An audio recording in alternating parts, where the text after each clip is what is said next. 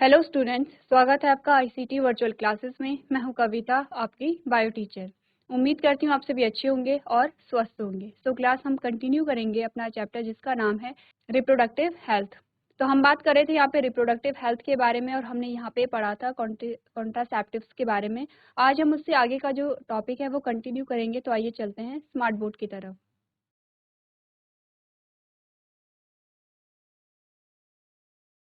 तो हम यहाँ पे बात कर रहे थे मेथड्स ऑफ कॉन्ट्रासेप्शन, यानी कि गर्भ निरोधक के तरीके, जिसमें हमारे पास अलग अलग मेथड आए थे।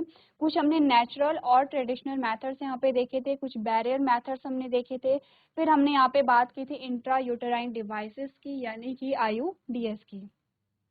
नेक्स्ट हमने बात की यहाँ पे ऑरल कॉन्ट्रासेप्टिव्स की। नेक्स्ट हमारे पास आया था इंजेक्टेबल्स, जो कॉन्ट्रासेप्टिव्स होते हैं।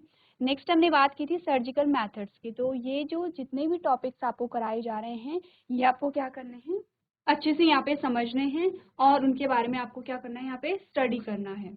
चलिए, तो लास्ट हमने यहाँ पे जो हमारा टॉपिक था उसमें हमने सर्जिकल मेथड्स के बारे में बात की थी और हमने कहा था कि यहाँ पे क्या होता है, ये लास्ट मेथड है। जब यहाँ पे कोई और ऑप्शन नहीं बच जाते हैं तो वहाँ पे फिर सर्जिकल मेथड्स को यूज किया जाता है। नेक्स्ट जो हमारे पास आज का टॉपिक आएगा वो है मेडिकल टर्मिनेशन ऑफ प्रेगनेंसी, यानी कि हम बात करेंगे MTP के बारे में। तो क्या होता है MTP? आपके पास हेडिंग है गर्भावस्था का चिकित्सीय समापन। तो हमने पढ़ा the medical termination of pregnancy MTP is also called induced abortions where the pregnancy is terminated intentionally before its full term completion। क्या आपको बताया जा रहा है, गर्भावस्था की चिकित्सीय समाप्ति यानी कि MTP को प्रेरित गर्भपात भी कहा जाता है, जहां गर्भावस्था को उसके पूर्ण अवधि पूरा होने से पहले जानबूझकर समाप्त कर दिया जाता है। ठीक है, इतनी बात क्लियर है, आपने MTP के बारे में ये जाना। नेक्स्ट आपको बताया गया है though MTP is used for purpose of decreasing population growth, it sometimes play a major role in decreasing population। अब आपको बताया जा रहा है हालांकि MTP का उपयोग जनसंख्या वृद्धि को कम करने के उद्देश्य से किया जाता है, लेकिन कभी कभी यह जनसंख्या घटाने में प्रमुख भूमिका निभाता है। ठीक है, नेक्स्ट आपको बताया गया है इन 1971 the use of MTP was legalized by the government of India along with a certain strict provisions to prevent its misuse। यानी कि 1971 में भारत सरकार द्वारा इसके दुरुपयोग को रोकने के लिए कुछ सख्त प्रावधानों के साथ MTP के उपयोग को वैध कर दिया गया था। ठीक है, इतनी बात क्लियर है। आपने MTP के क्या करना है, डेफिनेशन जाननी है, साथ ही आपको एक डेट दी गई है। यहाँ पे आपको क्या याद रखना है कि भारत सरकार ने कब इसे लागू किया था MTP को, और उसमें कुछ ऐसे भी प्रावधान थे कि जिससे कि MTP का यहाँ पे मिसयूज ना किया जा सके। चलिए, इसके बाद जो नेक्स्ट हमारे पास टॉपिक आता है, अब आपको ये रीजन पता होना चाहिए कि MTP क्यों यहाँ पे कर रहे हैं, यानी कि यहाँ पे आपको रीजन बताया गया है। तो अलग अलग रीजन आपको दिए गए हैं, जिसमें सबसे पहले आपको क्या बताया गया है, टू प्रिवेंट अनवांटेड प्रेगनेंसी। देखिए, हमने क्या बात की थी, हमने ये जो टॉपिक था हमने स्टार्ट किया था पॉपुलेशन से, और हमने कहा था ये जो जनसंख्या में वृद्धि हो रही है इसको रोकने के लिए हमारे पास क्या क्या उपाय आ सकते हैं। ठीक है, तो हमने क्या कहा, जो हम क्या करें, जो छोटे परिवार होते हैं, जो छोटी फैमिली होती हैं, हम उन्हें बढ़ावा दे सकते हैं। तो उसके लिए क्या करना पड़ेगा, जो अनवांटेड प्रेगनेंसीज है उसे प्रिवेंट करना पड़ेगा। पहली बात क्लियर है आपको। सेकंड आपको बताया गया है it is useful in certain cases where the continuation of the pregnancy may be fatal for either mother और फीटस और बोथ। यानी कि यह कुछ मामलों में उपयोगी है जहां गर्भावस्था को जारी रखना मां या भ्रूण या दोनों के लिए घातक हो सकता है। अब क्या होता है यहाँ पे, ड्यूरिंग प्रेगनेंसी कुछ ऐसे ही यहाँ पे केसेस आ जाते हैं कि कुछ कॉम्प्लिकेशंस हो जाती हैं, या तो मदर के लिए होता है, या तो एम्ब्रियो, जो एम्ब्रियो है उसके लिए कोई कॉम्प्लिकेशंस आ जाती हैं, या फिर ऐसा होता है कि अगर प्रेगनेंसी को कंटिन्यू किया जाए तो दोनों के लिए वहाँ पे खतरा होता है। तो इस स्थिति में क्या है, यहाँ पे MTP कराया जाता है। ठीक है, तो क्या बात आपको बताई गई है, in the first trimesters of pregnancy. अब देखिए, हमने क्या बात की थी, हमने यहाँ पे हमने जो प्रेगनेंसी का जो टाइम है उसे 3 पार्ट में डिवाइड किया था। कौन कौन से वो पार्ट थे, हमने कहा था जो फर्स्ट ट्रीमेस्टर होता है, यानी पहले से तीसरे महीने के बीच का टाइम। फिर हमने कहा था 4 to 6 मंथ का टाइम, फिर हमने कहा था 7 to 9 मंथ का टाइम। यानी कि हमने क्या किया था, 3-3 महीने का एक ग्रुप बनाया था और हमारे पास टोटल कितने ग्रुप आए थे, ये पहला ग्रुप आया था, ये दूसरा ग्रुप आया था और ये तीसरा ग्रुप आया था। तो यानी कि हमारे पास 3 ग्रुप आ गए। तो आपको बताया गया है कि in the first trimester of pregnancy, यानी कि पहले से तीसरे मंथ के बीच में MTPs are safe while during the second trimester they become riskier. क्या चीज आपको बताई गई है, देखिए ध्यान दीजिए। आपको कहा गया है गर्भावस्था की पहली तिमाही में, पहली तिमाही यानी कि जो हमने 3 ग्रुप बनाए हैं, 3 तिमाही का हमने ग्रुप बनाया है, 3-3 महीने का हमने ग्रुप बनाया, तो कहा जा रहा है कि पहले से 3rd महीने के बीच में जो पहली तिमाही होती है उसमें एमटीपी सुरक्षित होते हैं। यानी कि अगर वहां पे एमटीपी को कराया जा रहा है तो वो सुरक्षित होते हैं, लेकिन जबकि दूसरी तिमाही के दौरान वे जोखिमपूर्ण हो जाते हैं। अब यहाँ पे क्या होता है, हमने कहा कि 4 to 6 मंथ में अगर यहाँ पे एंट्री हो गई है तो जो एम्ब्रियो है उसका डेवलपमेंट वहाँ पे होने लग जाता है, वहाँ पे ऑर्गन फॉर्मेशन भी स्टार्ट होने लग जाता है, इसीलिए क्या होता है, ये जोखिमपूर्ण यहाँ पे होता है। नेक्स्ट आपको बताया गया है, it is often observe that the MTPs are sometimes performed by quacks or unqualified doctors leading to fatality for the mothers. ठीक है, अक्सर ये देखा गया है कि एमटीपी कभी कभी जो अयोग्य डॉक्टर होते हैं उनके द्वारा किया जाता है, जिससे कि माताओं की मृत्यु हो जाती है। ठीक है, यानी आपको ये बताया जा रहा है कि अगर कोई भी यहाँ पे, हमने स्टार्टिंग से ही हम बात कर रहे थे, जब भी हम यहाँ पे गर्भ निरोधक के तरीकों की बात कर रहे थे, कॉन्ट्रासेप्टिव्स की हमने बात की, हमने कहा कि कोई भी जो कॉन्ट्रासेप्टिव्स है उसे अपनी मर्जी से यहाँ पे यूज नहीं करना चाहिए। पहले आप क्या करेंगे, डॉक्टर से कंसल्ट करेंगे, अगर डॉक्टर आपको कहते हैं तभी आप यूज करेंगे, और डॉक्टर भी ऐसे नहीं आप जाने माने डॉक्टर से ही दिखाएंगे, यानी कि जिनके पास पूरी डिग्री हो, और वो वहाँ पे क्या है, ऐसा नहीं होना चाहिए कि कोई ऐसे डॉक्टर हैं जो अयोग्य हैं या बिना डिग्री के डॉक्टर हैं। तो एमटीपी का जो प्रोसीजर है वो ज़्यादा कॉम्प्लेक्स होता है, तो एमटीपी को कराते टाइम क्या है, बहुत सारी चीज़ें यहाँ पे ध्यान देने योग्य होती हैं। नेक्स्ट आपको कहा गया है also the use of amniocentesis or other methods for the determinations of prenatal sex will result in the female fetocytes due to the preference of male child over a female child is very high। अब देखिए यहाँ पे क्या होता है, MTP में क्या होता है कि कभी कभी यहाँ पे क्या किया जाता है, इसके अलावा प्रसव पूर्व लिंग के निर्धारण के लिए एमिनियोसिंथेसिस या अन्य तरीकों का उपयोग से कन्या भ्रूण हत्या हो सकती है, क्योंकि लड़की की तुलना में लड़के को यहाँ पे प्राथमिकता दी जाती है। ठीक है, आपने सुना होगा कि यहाँ पे क्या होता है कि प्रेगनेंसी के दौरान यहाँ पे कुछ टेस्ट किए जाते हैं, जिससे कि पता चलता है कि जो एम्ब्रियो है, जो डेवलपिंग एम्ब्रियो है, वो मेल है या फीमेल है। तो क्या होता है वहाँ पे, जब जो एम्ब्रियो होता है, एम्ब्रियो से कुछ फ्लूइड वहाँ पे निकाला जाता है, कुछ तरल पदार्थ निकाला जाता है, और उस तरल पदार्थ में क्या होती हैं, एम्ब्रियो की कुछ सेल्स होती हैं। उन सेल से यहाँ पे पता चलता है, अब जब वहाँ पे सेल्स होंगी तो वो क्रोमोसोम भी वहाँ पे क्लियरली दिखाई देंगे, कि क्रोमोसोम का जो वहाँ पे क्या होगा, क्रोमोसोम की स्थिति भी वहाँ पे दिखाई देगी। तो हमें पता है अगर क्रोमोसोम एक जैसे दिखाई दे रहे हैं, इसका मतलब क्या है, फीमेल यहाँ पे है। ठीक है, और अगर क्रोमोसोम अलग तरीके के दिखाई दे रहे हैं तो हमने कहा यहाँ पे क्या है, मेल है, यानी कि क्रोमोसोम से स्थिति साफ हो जाती है। अगर सेम प्रकार के जो क्रोमोसोम है, इनका जो शेप होता है वो विजिबल होता है। अगर एक ही प्रकार के क्रोमोसोम है, इसका मतलब है कि फीमेल है। अगर यहाँ पे जो 2 क्रोमोसोम है और दोनों कैसे हैं, हेटेरोजाइगस है, हमने बात की थी हेटेरोजाइगस की, यानी कि यहाँ पे क्या है, हेटेरोजाइगस में क्या होगा कि यहाँ पे जो क्रोमोसोम है वो अलग अलग होंगे शेप में, तो अगर अलग अलग है तो यहाँ पे मेल होता है। इस प्रकार से यहाँ पे क्या होता है, टेस्ट को किया जाता है। तो यही आपको बताया जा रहा है कि जो कुछ ऐसे टेक्निक्स भी होते हैं कि जिनका मिसयूज होता है, जबकि ये जो टेक्निक ऐसी इवॉल्व क्यों किया गया था, ताकि यहाँ पे जो डेवलपिंग एम्ब्रियो है, जब भ्रूण का यहाँ पे क्या हो रहा है, डेवलपमेंट हो रहा है, तो वहाँ से क्या होता है, कुछ फ्लूइड को निकाला जाता है, कुछ अमाउंट में तरल पदार्थ को निकाला जाता है। क्यों निकाला जा रहा है, ताकि पता किया जाए कि जेनेटिक लेवल पे या क्रोमोसोमल लेवल पे कोई वहाँ पे प्रॉब्लम तो नहीं है। यानी कि क्या होगा, आपने देखा जेनेटिक डिसऑर्डर आपने देखे हैं, मेंडेलियन डिसऑर्डर आपने देखे हैं, तो वहाँ पे क्या होता है, जैसे कि कुछ कुछ ऐसे डिसऑर्डर होते हैं, उनमें म्यूटेशन की वजह से वहाँ पे क्या हो जाता है, चेंजेस आ जाते हैं। और कभी कभी क्या होता है कि क्रोमोजोम के शेप में, क्रोमोजोम के नंबर में वहाँ पे चेंजेस आ जाते हैं, वहाँ पे भी क्या होता है, कोई डिसऑर्डर आ जाते हैं।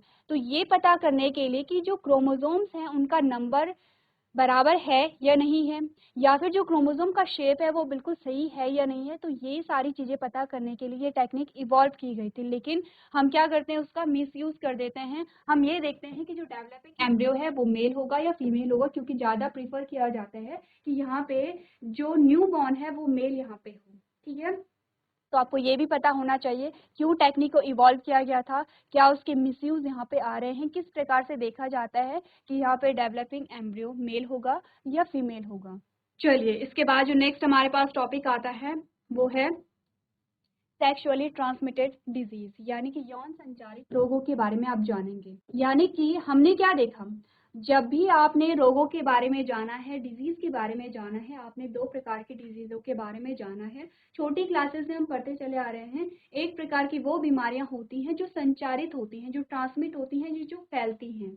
ठीक है, उसे हमने क्या कहा था, हमने कहा था ट्रांसमिटेड डिजीज होती हैं, संक्रमित बीमारियां हैं, संक्रमित रोग हैं। कुछ ऐसी बीमारियां होती हैं जो संक्रमित नहीं होती हैं, जिसे हम क्या कहते हैं, असंक्रमित रोग कहते हैं। ठीक है, दो कैटेगरी में हमारे पास आ रखे हैं। हमने कहा एक वो रोग है जो संचरित होते हैं। अब संचरित का क्या मतलब है, यानी कि वो बीमारियां जो एक व्यक्ति से दूसरे व्यक्ति में स्प्रेड हो रही हैं, फैल रही हैं, उसे हमने क्या कहा, संचारित रोग कहा।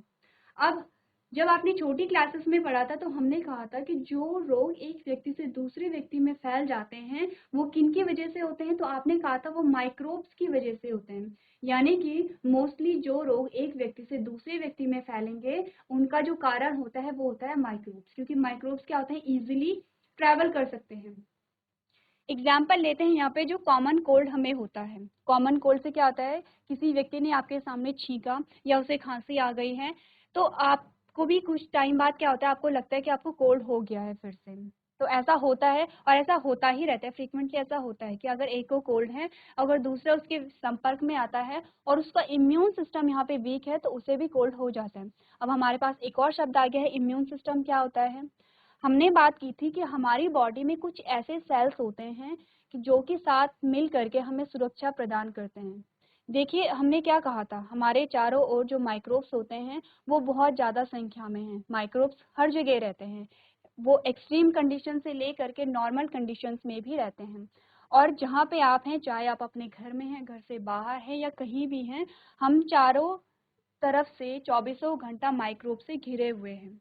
उनमें कुछ ऐसे माइक्रोब्स भी होंगे जो हमारे लिए हानिकारक होते हैं, लेकिन ऐसा नहीं होता है कि हम फ्रीक्वेंटली बीमार पड़ रहे हैं। ऐसा क्यों नहीं होता है, क्योंकि हमारी बॉडी में कुछ ऐसे सेल्स होती हैं, कुछ ऐसे लिक्विड यानी कि तरल पदार्थ होते हैं जो कि इन हानिकारक सूक्ष्म जीवों से हमारी सहायता करते हैं।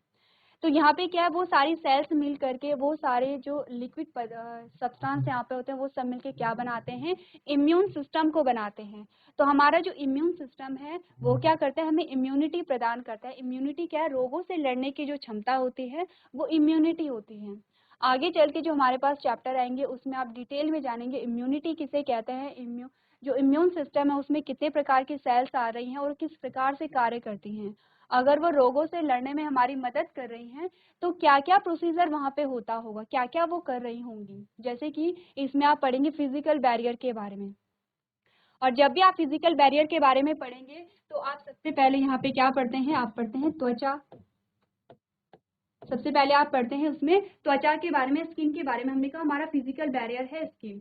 उसके बाद क्या आते हैं, कुछ और बैरियर्स आते हैं, जैसे कि हमारा सलाइवा होता है, लार होता है। लार भी क्या है, एक प्रकार का बैरियर है, क्योंकि जब आपने डाइजेशन पढ़ा क्लास 11th में तो आपने क्या जाना कि यहाँ पे जब डाइजेशन हो रहा है तो जब हम खाना चबा रहे थे और हमारे खाने में यहाँ पे कुछ हार्मफुल जो माइक्रोब्स हैं वो आ जाते हैं, तो लार में एक एंजाइम निकलता है जिसे हम क्या कहते हैं, एमाइलेज कहते हैं।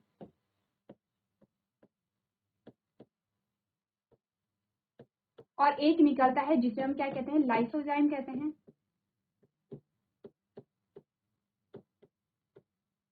ठीक है, अब अगर हमने एमाइलेज की बात की, हमने क्या कहा, क्या कर रहा है, डाइजेशन कर रहा है। और अगर हमने लाइसोजाइम की बात की, हमने क्या कहा कि ये जीवाणु को, हानिकारक जीवाणु को,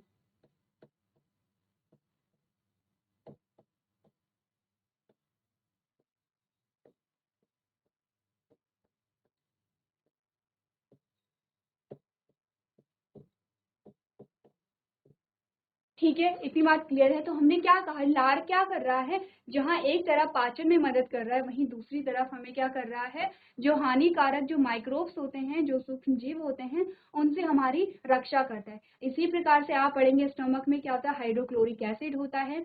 तो इसके साथ साथ हमारे पास कुछ सेल्स भी आते हैं, उसमें जब आप वो चैप्टर पढ़ेंगे तो डिटेल में जानेंगे इम्यून सिस्टम के बारे में। तो हमने बात की थी कि जो रोग यहाँ पे क्या होते हैं, ट्रांसमिट होते हैं एक व्यक्ति से दूसरे व्यक्ति में, तो जिसका इम्यून सिस्टम यहाँ पे कमजोर होता है, उसे क्या है, उसमें आसानी से जो बीमारियां हैं, आसानी से बीमारी उसे पकड़ लेती हैं। ठीक है, इतनी बात क्लियर है। अब ये तो है नॉर्मल जो रोग है, नॉर्मल डिजीज के बारे में हम बात कर रहे हैं। यहाँ पे हम उन बीमारियों के बारे में बात नहीं करेंगे, हम बात करेंगे सेक्सुअली ट्रांसमिटेड डिजीज, यानी कि कुछ ऐसी बीमारियां जो सेक्सुअल एक्टिविटी से एक व्यक्ति से दूसरी व्यक्ति में फैलती हैं, उस प्रकार के जो डिजीज होती हैं उन्हें हम क्या कहते हैं, सेक्सुअली ट्रांसमिटेड डिजीज कहते हैं। अब यहाँ पे क्या हो रहा है, इनके जो स्प्रेड होने के तरीके हैं वो भी डिफरेंट होते हैं। ठीक है, तो देख लेते हैं क्या क्या चीजें आपको यहाँ पे बताई गई हैं। आपने क्या पढ़ा अभी तक, आपने देखा those disease or infections that are transmitted through sexual activities and intercourse and are responsible for infecting the reproductive tract of a person are called sexually transmitted disease, जिन्हें हम STD भी कहते हैं। ठीक है, शॉर्ट में क्या कहेंगे, STD कहेंगे। क्या क्या चीजें आपको बताई गई हैं, ध्यान दीजिए। आपको कहा गया है वे रोग या संक्रमण जो यौन गतिविधियों के माध्यम से फैलते हैं और किसी व्यक्ति के प्रजनन पथ को संक्रमित कर रहे हैं। अब ये जो डिजीज होती हैं, ये क्या कर रही हैं, जो रिप्रोडक्टिव ट्रैक है उसे क्या करती हैं, ये इन्फेक्ट करती हैं। ठीक है, क्या हो रहा है, क्योंकि आपको नाम ही क्या दिया गया है, एसटीडी दिया गया है, तो क्या करेगा ये रोग, क्या करेंगे, जो यहाँ पे रिप्रोडक्टिव पाथ होता है उसे क्या करेंगे, इन्फेक्ट करेंगे। फिर आपको बताया गया है यौन संचारित रोग यानी कि एसटीडी, ये यौन संचारित रोग प्रजनन पथ संक्रमण कहलाते हैं। ठीक है, क्या क्या चीजें आपको बताई गई हैं।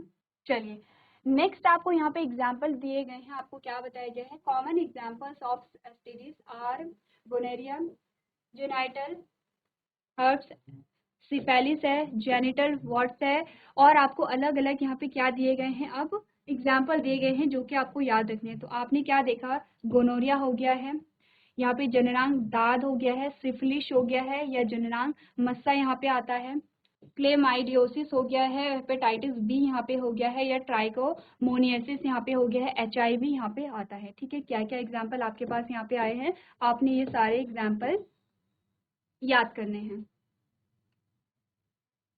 अब यहाँ पे देखिए, आपने HIV के बारे में बहुत सुना होगा, तो HIV जो एड्स का कारण यहाँ पे बनता है, उपरोक्त में सबसे खतरनाक क्या है, यहाँ पे STD है। ठीक है, आपको क्या बताया गया कि सबसे खतरनाक यहाँ पे क्या है, HIV है, जो बाद में एड्स का कारण बनता है और जो कि सबसे खतरनाक यहाँ पे होता है। क्या चीजें अभी तक हमने पढ़ी, हमने पढ़ा है STD किसे कहते हैं, यानी कि सेक्सुअली ट्रांसमिटेड डिजीज किसे कहते हैं। ये इसका प्रभाव हमें कहाँ देखने को मिलता है, हमने कहा रिप्रोडक्टिव पाथ में हमें देखने को मिलता है। फिर आपको कहा गया कि क्या क्या एग्जाम्पल है, तो एग्जाम्पल में आपके पास अलग अलग एग्जाम्पल आते हैं, और जिनमें सबसे डेंजरस हमने क्या कहा कि यहाँ पे क्या होता है, HIV होता है, जो बाद में किसका कारण बनता है, एड्स का यहाँ पे कारण बनता है। चलिए नेक्स्ट आपको बताया गया है, hepatitis B and HIV are transmitted easily simply sharing injection, syringe और सर्जिकल टूल्स। ठीक है, आपको क्या बताया गया कि जो हेपेटाइटिस बी और HIV केवल इंजेक्शन, सिरिंज या सर्जिकल उपकरण से साझा करने में आसानी से क्या होते हैं, फैलते हैं। अब आपको ये बताया गया है कि ये जो डिजीज है ट्रांसमिट कैसे होती हैं। सबसे पहले आपको क्या कहा गया, जो सिरिंज होती हैं, इंजेक्शन होते हैं, आपने देखा होगा कि बहुत पहले के टाइम पे क्या करते थे, जो इंजेक्शन एक बार यूज हो गया है उसे ही बार बार यूज करते रहते थे। अब क्या हुआ, हो सकता है किसी इन्फेक्टेड पर्सन को इंजेक्शंस लगे, अब उस इंजेक्शंस को ही फिर क्या है, किसी स्वस्थ व्यक्ति पे लगा दिया गया, तो क्या हुआ, यहाँ पे ट्रांसमिट हो गई है बीमारी, किसी जो इन्फेक्टेड पर्सन से एक हेल्दी पर्सन में क्या हो गई है, जो बीमारी है वो यहाँ पे ट्रांसमिट हो गई है। नेक्स्ट आपको बताया गया है it can also be transmitted through transfusions of blood from a infected person to another or even in the developing fetus if the mother is suffering from STDs। ठीक है, और आपको क्या क्या चीजें बताई गई हैं, कौन कौन से बेस बताए गए हैं। आपने देखा यह किसी संक्रमित व्यक्ति से दूसरे व्यक्ति में रक्त चढ़ाने से भी फैल सकता है। अब क्या हुआ, यहाँ पे ब्लड डोनेट करते टाइम आपने देखा होगा पहले टेस्ट किया जाता है कि जो भी व्यक्ति यहाँ पे ब्लड डोनेट कर रहा है वो स्वस्थ है या नहीं है, यानी कि कोई STDs वहाँ पे ना हो, कोई ऐसी बीमारी ना हो जो फैल सकती है। अगर ऐसा होगा तो क्या होगा, अगर किसी इन्फेक्टेड पर्सन ने यहाँ पे ब्लड को डोनेट किया और जिस जिस व्यक्ति को वो रक्त चढ़ाया जाएगा वो क्या होगा, वहाँ पे संक्रमित हो जाएगा। नेक्स्ट आपको कहा गया है या यहाँ तक कि अगर माँ STD से पीड़ित है तो विकासशील भ्रूण में भी फैलता है। अब क्या होगा, यहाँ पे जो अगर मदर है और मदर में क्या है STDs पाया जा रहा है तो क्या होता है, जो डेवलपिंग एम्ब्रियो वहाँ पे होगा उसमें भी ये फैल सकता है। अब आपको बताया गया है STDs when detected early then are curable except for a hepatitis B, HIV infection and genital herpes. आपको क्या क्या बताया गया है, हेपेटाइटिस बी, HIV संक्रमण और जननांग दाद को छोड़ करके STD का यदि जल्दी पता चल जाए तो इसका इलाज संभव है। देखिए कुछ ऐसी बीमारियां आपने देखी होगी अगर उनका पता क्या है प्रिमिटिव स्टेज पे ही पता चल जाए, यानी कि जो इनिशियल स्टेज होती है उसमें ही पता अगर चल जाए तो उनका क्या है इलाज हो सकता है। जैसे कि कैंसर को भी ये माना जाता है कि अगर उसका पता इनिशियल स्टेज पे पता चल जाए तो उसका भी वहाँ पे इलाज हो जाता है। ठीक है, तो ये बातें आपको क्या करनी है, ध्यान रखनी है। STDs क्या होते हैं और उनके क्या क्या एग्जाम्पल होते हैं, किस प्रकार से वो फैल सकते हैं, ये सबसे इम्पॉर्टेंट पार्ट है इस टॉपिक का कि जो फैलने के तरीके हैं वो कौन कौन से यहाँ पे हो सकते हैं। क्लास आज आपने पढ़ा है सेक्सुअली ट्रांसमिटेड डिजीज़ के बारे में। आपने जाना है कौन कौन से वो डिजीज़ होती हैं जो ट्रांसमिट होती हैं, उनके एग्जाम्पल आपने जाने और किस वे में वो ट्रांसमिट होती हैं वो भी आपने यहाँ पे जाना। तो आपको क्या करना है, ये जो भी आपको टॉपिक पढ़ाए जाते हैं घर पे जाके आपको वो रिवाइज करने हैं और उसके प्रॉपर नोट्स भी आपको यहाँ पे बनाने हैं। तो आज के सेशन में हम इतना ही करेंगे। अभी तक क्लास में बने रहने के लिए आपका धन्यवाद।